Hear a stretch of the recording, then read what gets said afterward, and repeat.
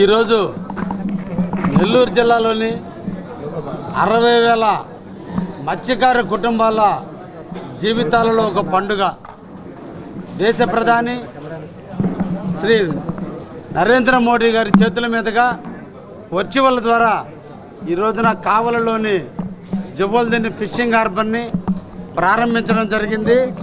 త్వరలోనే అన్ని కార్యక్రమాలు కూడా జువ్వల్దిన్ని హార్బర్ నుంచి మత్స్యకారు సోదరులు చేపని పట్టుకునేదానికి, సముద్రంలోకి వెళ్ళేదానికి అన్ని అనుమతులు కూడా ఇవ్వబోతున్నారు.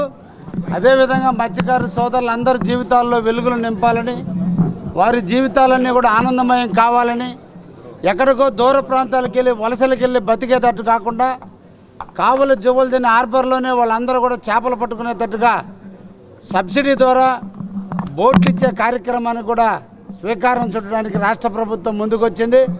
తప్పకుండా భవిష్యత్తులో కొన్ని వందల వేల బోట్లతో కావలి జువ్వల్దిన్ని హార్బర్ కావలికి ఒక మణిహారం కాబోతుంది. మత్స్యకారుల జీవితాలకి ఆనందాన్ని నింపబోతుంది. దాదాపు 1,205 బోట్లతో సంవత్సరానికి 45,000 టన్నుల చేపలను తీసే కార్యక్రమంగా దాన్ని రూపొందించున్నారు. తప్పకుండా ఇది ఒక నెల్లూరు జిల్లా అభివృద్ధికి, ముఖ్యంగా కావలి నియోజకవర్గ అభివృద్ధికి ఈ హార్బర్ ఎంతో కృషి చేస్తుందని కూడా మేము ఆశాభావం వ్యక్తపరుస్తున్నాం. దీనికి నాంది పలికినటువంటి శ్రీ నరేంద్ర మోడీ గారికి, రాష్ట్ర ముఖ్యమంత్రి వర్యులు శ్రీ నారా చంద్రబాబు నాయుడు గారికి కావలి నియోజకవర్గం తరఫున, మత్స్యకార సోదరుల తరఫున ప్రత్యేక ధన్యవాదాలు తెలియజేస్తున్నా. 30 సంవత్సరాల కళ మత్స్యకారుల జీవితాల్లో, దాన్ని 2018 సంవత్సరంలో డిపిఆర్లు పూర్తి చేసి టెండర్ ప్రక్రియ తీసుకొచ్చి అన్ని అనుమతులు తీసుకొచ్చి 2018లో భూమి పూజతో స్టార్ట్ అయినటువంటి ఈ కార్యక్రమం చంద్రబాబు నాయుడు గారి చేతుల మీదనే మళ్ళా కూడా ఈరోజు హార్బర్ని ఇనాగ్రేట్ కూడా చేసుకోవడానికి అవకాశం కలిగింది. తప్పకుండా ఈ రాష్ట్ర అభివృద్ధి ప్రదాత అయినటువంటి శ్రీ నారా చంద్రబాబు నాయుడు గారి నాయకత్వంలో కావలి నియోజకవర్గంలో ఉన్నటువంటి జువ్వల్దిన్ని హార్బర్, అదేవిధంగా కావలి నియోజకవర్గంలో ఎయిర్పోర్ట్ రాబోతుంది.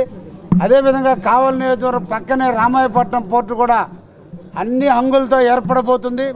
కావలి నియోజకవర్గం పారిశ్రామిక వాడగా అభివృద్ధి చెందే దాంట్లో ప్రభుత్వ యంత్రాంగం కానీ, రాష్ట్ర ప్రభుత్వం కానీ అందరూ కూడా కావలి మీద ఒక ప్రత్యేక శ్రద్ధ చూపినందుకు ప్రభుత్వ యంత్రాంగానికి, రాష్ట్ర ముఖ్యమంత్రి వారికి ప్రత్యేక ధన్యవాదాలు తెలియజేస్తూ, ఈ రోజున మత్స్యకార జీవితాల్లో ఒక నూతన శకానికి నాంది పలికిన దేశ ప్రధాని నరేంద్ర మోడీ గారికి ప్రత్యేక అభినందనలు తెలియజేస్తున్నాను.